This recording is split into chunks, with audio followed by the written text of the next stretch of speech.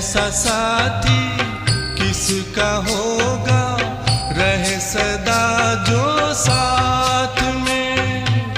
भव से पार लगा दे नैया, स्वर्ग दे सौगात में, जो स्वर्ग दे सौगात में। एक समंदर प्यार का है, आँखों में लहरा रहा। पाना था जो पा लिया अब, और क्या बाकी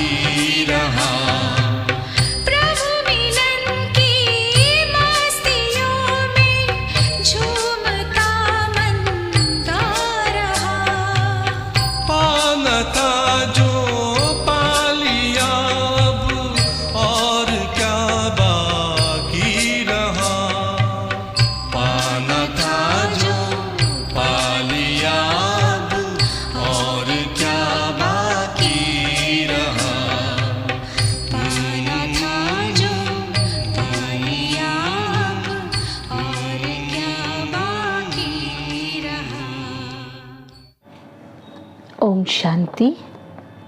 आज 29 अक्टूबर 2021 के प्रभु महावाक्य। आज भगवान बड़े प्यार से हम बच्चों को समझा रहे, मीठे बच्चे, तुम्हें अब आवाज़ से परे जाना है। तुम्हें अब आवाज़ से परे जाना है, इसलिए मुख से शिव शिव कहने की भी दरकार नहीं। हे मेरे मीठे बच्चे, तुम्हें अब आवाज़ से भी परे जाना है। मुख से बोलेंगे तो आवाज़ तो निकलेगी ना, शिव शिव शिव शिव, या जो भी हम बोलेंगे आवाज़ निकलती है। बाबा कहते आत्मा शांत स्वरूप है, तो अपने ओरिजिनल स्वरूप में स्थित हो और तुम्हें टॉकी में भी नहीं आना है। कल भी भगवान ने कहा अभी तुम्हें क्या जाना है, साइलेंस में जाना है, आवाज़ से परे। इसलिए मुख से शिव शिव कहने की भी दरकार अर्थात ज़रूरत नहीं है। मन से याद करना। जैसे माता पिता से प्रेम होता है, किसी से प्रेम होता है तो क्या होता है, उनको मुख से थोड़ी बोलते हैं, उनका नाम थोड़ी रटेंगे। ये मन की बात है ना। इसलिए भगवान कहते हैं मन मना भव, अर्थात मन ही मन मुझे याद करो। तो मन को एकाग्र करने की बात है। कभी कभी क्या होते हैं ना, हम तन को एकाग्र कर लेते हैं या तन को एक उसमें उसी तरह से बिठाते हैं या मुख को उस तरह से बुलवाते हैं, है ना। अभी मन की एकाग्रता की बात है। प्रश्न है, एक बाप को ही सर्वशक्तिवान ज्ञान का सागर कहेंगे, दूसरों को नहीं क्यों? एक बाप को ही सर्वशक्तिवान ज्ञान का सागर कहेंगे, दूसरों को नहीं क्यों? एक परमात्मा को ही कहेंगे, वही सर्वशक्तिवान है और वही ज्ञान का सागर है, दूसरों को नहीं क्यों? उत्तर, क्योंकि एक बाप को ही याद करने से आत्मा पतित से पावन बन जाती है। बाप ही है जो पतितों को पावन बना देते हैं। कैसे बनाते हैं? उनकी याद से। जितना हम परमात्मा की याद में मन को एकाग्र करते हैं, उतना हम क्या बनते हैं? पतित से पावन बनते हैं। उतनी हमारी आत्मा में ब्राइटनेस आती है, उतनी हमारी आत्मा तेजस्वी बनते जाती है, उतना हमारे पाप दग्ध होते जाते हैं। बाकी कोई भी देहधारी मनुष्य पावन बना नहीं सकते। वो देहधारी भी तो भगवान को याद करते हैं, चाहे कोई भी हो। हर कोई भगवान को याद कर रहा है, अलग अलग भाषाओं में, अलग अलग रूप में याद कर रहे हैं। तो भगवान कहते हैं कोई भी देहधारी पावन बना नहीं सकते। बाप तुम्हें रावण राज्य से मुक्त कर देते हैं। रावण राज्य कहाँ है? यहाँ है। रावण कहाँ बैठा है? यहाँ बैठा है। मन बुद्धि को कंट्रोल करके चल रहा है। आज हर एक के मस्तक पर, हर एक की बुद्धि को कौन कंट्रोल कर रहा है? रावण।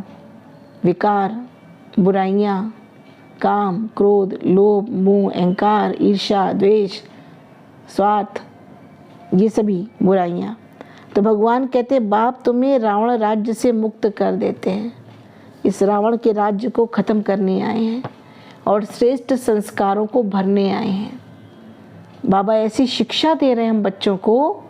क्या कह रहे हैं कि बच्चे अब तुम्हें श्रेष्ठ संस्कारों से अपनी आत्मा का दिव्य सृजन करना है। तो श्रेष्ठ संस्कार होंगे तो श्रेष्ठ संसार का नवनिर्माण कर पाओगे। इसलिए भगवान आए ही हैं रावण से मुक्ति देने। तुम शिव बाबा से शक्ति लेते हो। जितना जास्ती याद करेंगे, जितना तुम ज़्यादा से ज़्यादा भगवान को याद करेंगे, उतना शक्ति मिलेगी और खाद निकलती जाएगी। खाद माना कमियाँ समाप्त होती जाएंगी। जैसे सोने को ना जितना आग में तपाते हैं उतना वो प्योर होता जाता है ना, उसकी कमियां निकलती जाती हैं, उसकी अलाई निकलती जाती है, उसमें से गंदगी निकलती जाती है। उसी तरह से योग भी क्या है? एक अग्नि है। इस योग अग्नि से हमारी आत्मा की खाद मन कमियां निकलती जाएंगी। गीत है ओम नमः शिवाय। मैं आत्मा शिव को नमन करती हूँ। अच्छा, मीठे मीठे सिकिलधे बच्चों प्रति माता पिता बाप दादा का याद प्यार और गुड मॉर्निंग। रूहानी बाप की रूहानी बच्चों को नमस्ते। हम रूहानी बच्चों की रूहानी बाप दादा को याद प्यार, गुड मॉर्निंग और नमस्ते। धारणा के लिए मुख्य सार। फर्स्ट, मनसा वाचा कर्मणा किसी को भी दुख नहीं देना है।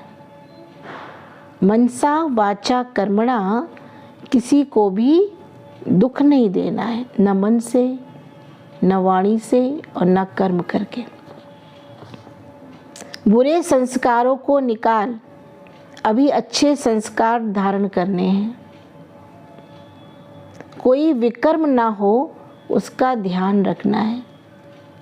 मुझ आत्मा से कोई विकर्म ना, पाप ना हो किसी भी प्रकार का, इस बात का ध्यान रखना है।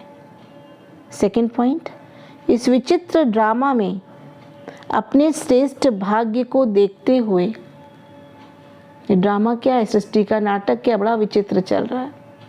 इस विचित्र ड्रामा में अपने श्रेष्ठ भाग्य को देखते हुए अपने आप से बातें करनी हैं। क्या बातें करनी है? कि हम भगवान के साथ पार्टधारी हैं। हम भगवान के साथ पार्टधारी हैं। जब अंत का समय आया है ना, धर्म की ग्लानि हुई, जब अति भ्रष्टाचार फैल गया, अंत के समय परमात्मा हम बच्चों को पढ़ा रहे हैं, तो ऐसे समय पर हम भगवान के साथ पार्ट प्ले कर रहे हैं। आखिर भगवान ने हमें अपना बच्चा बना लिया, अर्थात भगवान ने मुझे अडॉप्ट कर लिया, अपनी गोद में ले लिया, हमें शिक्षा देने के लायक समझा। किसी का कहीं बहुत अच्छा सिलेक्शन हो जाए, किसी के किसी बड़े व्यक्ति के साथ उसके अंडर में काम करने लगे, कोई बहुत सीनियर के साथ, तो कहता है अहो सौभाग्य मेरा बहुत बड़ा सौभाग्य कि मेरा सिलेक्शन इसमें हो गया या मैं उसके अंडर में हूँ। अच्छा लगता है ना। अभी भगवान हमें सेलेक्ट कर चुके हैं, हम भगवान की छत्र छाया में हैं। रोज़ भगवान हमें मीठे बच्चे कह के पढ़ा रहे हैं, रोज़ दिव्य गुणों से सजा रहे हैं। तो क्या करना चाहिए? ऐसे पार्ट को देख करके खुश होना चाहिए और अपने आप से बातें करनी चाहिए। कितना अच्छा हमारा पार्ट है। जब सृष्टि पर भगवान का पार्ट शुरू हुआ, जब आत्मा और परमात्मा का संगम का समय आया, तो भगवान ने मेरी उंगली पकड़ ली। मैं कितनी सौभाग्यशाली, अति भाग्यवान आत्मा हूँ जो भगवान ने मुझे अपना बच्चा बनाया। मैं कितनी खुश नसीब आत्मा हूँ। इस बात में बहुत खुश हो और खुश होकर के क्या करें? अपने आप से ही बातें करें, है ना। दुख शांति का नामो निशान नहीं। हमने भगवान की गोद ली है। जैसे किसी गरीब का बच्चा किसी अमीर की गोद में चला जाए तो उसके सुख के दिन आ गए। तो अभी भगवान कह रहे हैं, बच्चे कि तुम मेरी छत्र छाया में हो तो तुम्हारे सुख के ही दिन हैं। बस ज़रूरत क्या है? परमात्मा की उंगली पकड़ना। उंगली पकड़ना अर्थात उनकी श्रीमत पर चलना, उनकी श्रेष्ठ धारणाओं को जीवन में क्या करना? पालन करना। वरदान, मनन द्वारा बाप की प्रॉपर्टी को अपनी प्रॉपर्टी बनाने वाले दिव्य बुद्धिवान भव। मनन द्वारा बाप की प्रॉपर्टी को अपनी प्रॉपर्टी बनाने वाले दिव्य बुद्धिवान भव। मनन चिंतन, जितना मनन करेंगे ना उतना मगन रहेंगे। ज्ञान की बात सुन ली, लेकिन सारा दिन उसका थोड़ा थोड़ा अगर चिंतन करते रहेंगे, आज मैंने क्या सुना, आज मैंने क्या सुना। आज भगवान ने कहा तुम्हें किसी को दुख नहीं देना, मनसा वाचा कर्मणा किसी को दुख नहीं देना है। कल भगवान ने क्या कहा था? तुम्हें क्रोध नहीं करना है। देवताएं क्रोध नहीं करते हैं। तो मनन करें, बार बार उसको उगारे, बार बार क्या करें? बुद्धि की मथानी चलाएं, चरण करें। तो क्या होगा? ईश्वरीय प्रॉपर्टी को अपनी दिव्य बुद्धि में समाएंगे। बाप द्वारा जो भी खजाना मिलता है उसे मनन करो तो अंदर समाता जाएगा। मनन करें, ये नहीं सुन लिया बस एक बार सुन लिया हो गया, नहीं, उसको बार बार रिपीट करेंगे, है ना, रिवाइज करेंगे, अंदर अंदर रियलाइज करेंगे, तब जाके स्वपरिवर्तन होगा। प्रॉपर्टी तो सबको एक जैसी मिली हुई है। जैसे टीचर पढ़ाते हैं तो पूरे क्लास को एक ही जैसा पढ़ाते हैं, एक ही लेसन पढ़ाते हैं, लेकिन गेन करने में अलग अलग होते हैं, मार्क्स लेने में अलग अलग होते हैं। लेकिन जो मनन करके उसे अपना बनाते हैं उन्हें उसका नशा और खुशी रहती है ना।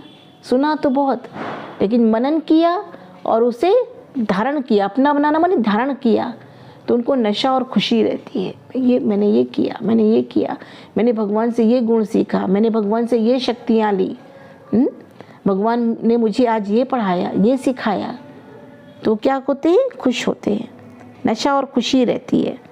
इसलिए कहा जाता अपनी घोट तो नशा चढ़े, अपनी घोट तो नशा चढ़े। शिवरात्रि के दिन कभी कभी ऐसा देखा गया है, पहले लोग करते थे, क्या करते थे कि वो भांग धतूरा जो भी क्या होता है उसको नशे की चीज़ क्या करते थे, घोटते थे, कहते घोटो घोटो भंग पियो भाई भंग पियो, घोटते थे उससे।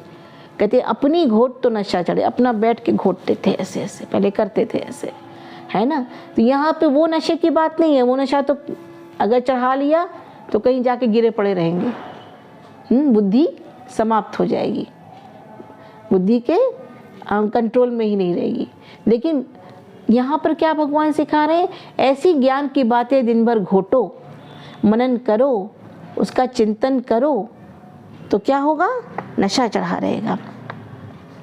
जो मनन की मस्ती में सदा मस्त रहते हैं, प्रभु मिलन की मस्ती में मस्त रहते हैं, ईश्वरीय मस्ती में मस्त रहते हैं। दुनिया में मस्त होने की बहुत सी चीज़ें हैं, देह और देह की दुनिया, देह के संबंध, देह की आकर्षण, देह की सामग्रियाँ, बहुत सी चीज़ें मस्त होने की हैं, लेकिन सब विनाशी हैं, सब क्षणभंगुर हैं, सब कैसे अल्पकालिक सुख देने की चीज़ें हैं।